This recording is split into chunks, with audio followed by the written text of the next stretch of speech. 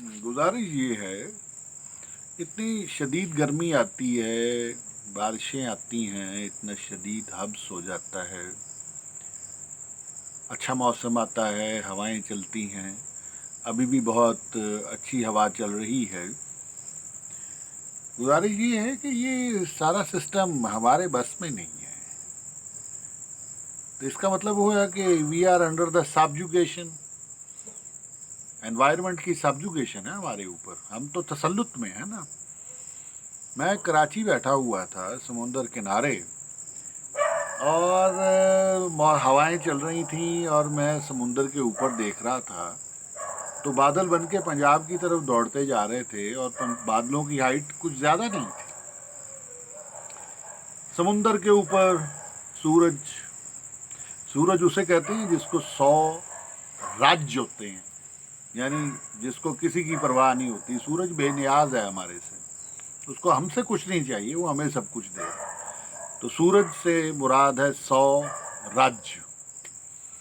तो सूरज जो है वो समुंदर के पानी के ऊपर अपनी ताकत का मुजाहरा करता है, वहाँ से बुखारात उड़ते हैं तो ऊपर जाके ठंडे होते हैं और वो बादलों की शक्ल ले लेते हैं, और फिर वो भागते हैं जहाँ उन्होंने एक पानी ले जाकर छोड़ना होता है। ये कुदरत के वाटर कैरियर्स हैं।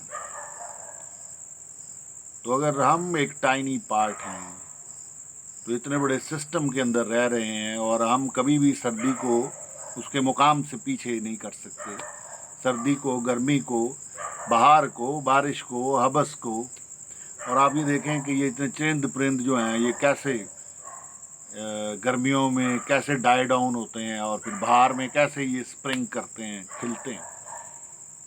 तो गुजारिश ये है कि कोई है जो निज़ाम हस्ती चला रहा है, और सीधी सी बात है, अगर इंसान उसने पैदा किए हैं तो फाइनेस्ट मैन भी इसमें से होना चाहिए, और वो Mohammad peace be upon him सल्लल्लाहु अलैहि वसल्लम हैं।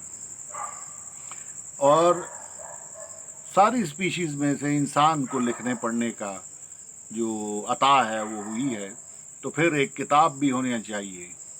तो मोहम्मद सल्लल्लाहु अलैहि वसल्लम के ऊपर कुरान जो है वो नाजिल हुआ है, इसलिए कि अल्लाह ताला ने इंसान को बोलने लिखने की ताकत बख्शी है।